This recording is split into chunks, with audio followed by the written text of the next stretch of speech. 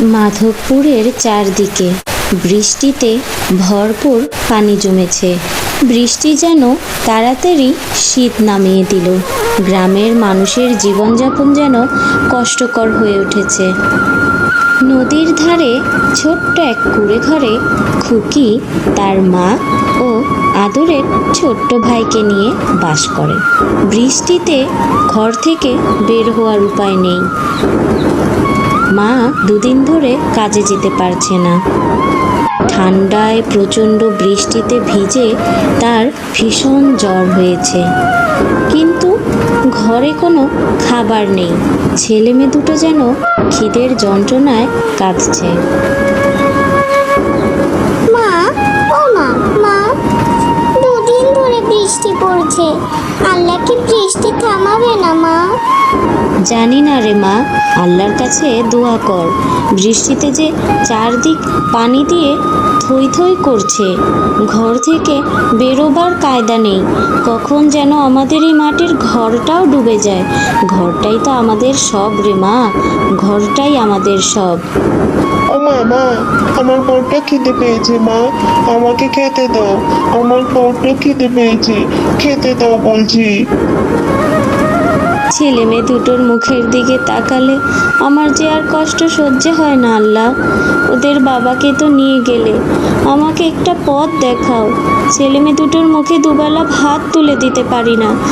এই বৃষ্টিও থামছে না। কাঁদিস না বাবা, আমি দেখছি কারো কাছে কোনো খাবার পাওয়া যায় কি না। বৃষ্টি যদি থেমে যায়, আমি যদি মানুষের বাড়িতে আবার কাজে যেতে পারি, তবে ধার শোধ করে দিব।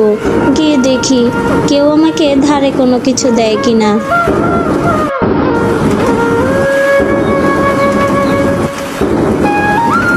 প্রচণ্ড বৃষ্টিতে ভিজতে ভিজতে মিনতি গ্রামের পথ ধরে হাঁটতে থাকে।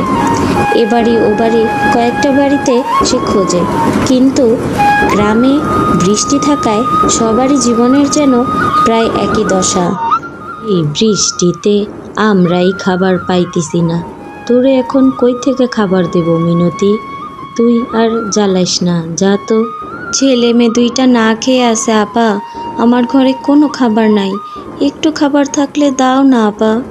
এই ঝড় বৃষ্টির মধ্যে আমারে আর জ্বালাইস না মিনতি, যা এইখান থেকে, আমার ঘরে কোনো খাবার নাই।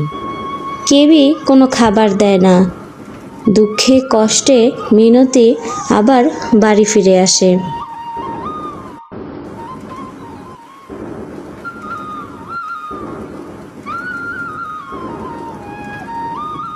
এসে দেখে ছেলে মেয়ে দুটো না খেয়ে খিদের জ্বালায় কখন যেন ঘুমিয়ে গেছে।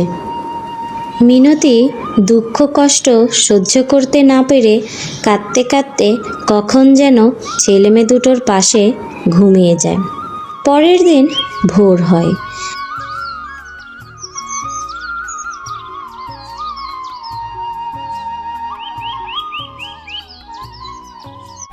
বৃষ্টি খানিকটা কমেছে।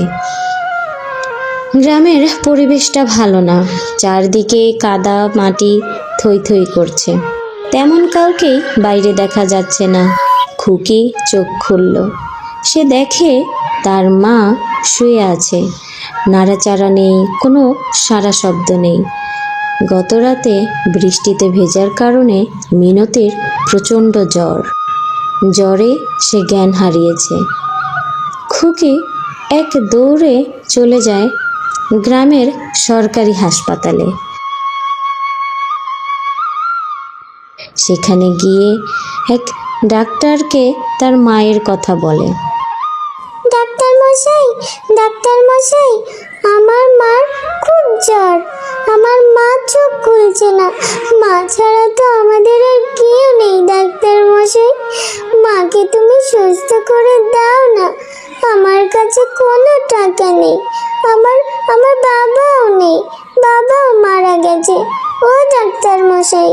ঠিক আছে বাবা, তুমি কেঁদো না। এই নাও, আমি তোমাকে কিছু ওষুধ দিচ্ছি। এগুলো গিয়ে খুব তাড়াতাড়ি তোমার মাকে খাইয়ে দাও। আশা করছি সে ভালো হয়ে যাবে। এরপর খুকি ওষুধগুলো নিয়ে দৌড়াতে দৌড়াতে বাড়ি চলে আসে।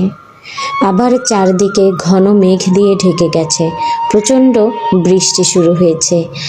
ক্ষুধার যন্ত্রণায় বাচ্চাগুলোর যেন সহ্য হচ্ছে না আর, কিন্তু মায়ের অসুস্থতার জন্য তারা যেন একদম নিশ্চুপ হয়ে গেছে। বৃষ্টি থেমে গেছে, বন্যার পানিও চারদিক থেকে নামতে শুরু করেছে। গ্রামে ত্রাণ আসছে, লোকজন গ্রামের মানুষদের সাহায্যের হাত বাড়িয়ে দিয়েছে। ঠিক সে সময় তারা মিনতি ও তার 2 অবুঝ সন্তানকে নিয়ে গ্রামের আশ্রয় কেন্দ্রে রেখে আসে। সেখানে তারা ভালোই থাকে। মা মা দেখো, ভাত দিয়েছে, গরম ভাত। আমরা ভাত খাবো মা, আমরা আমরা ভাত খাবো।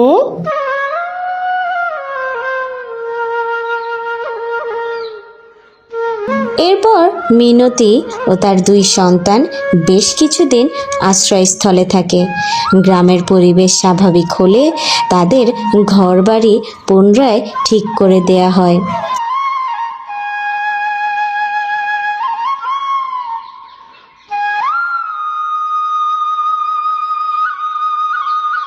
এভাবেই চলতে থাকে মিনতি ও তার 2 সন্তানকে নিয়ে তার জীবনযুদ্ধ। বন্ধুরা, গল্পটি যদি ভালো লাগে অবশ্যই কমেন্ট করে তোমার মতামতটি জানিও।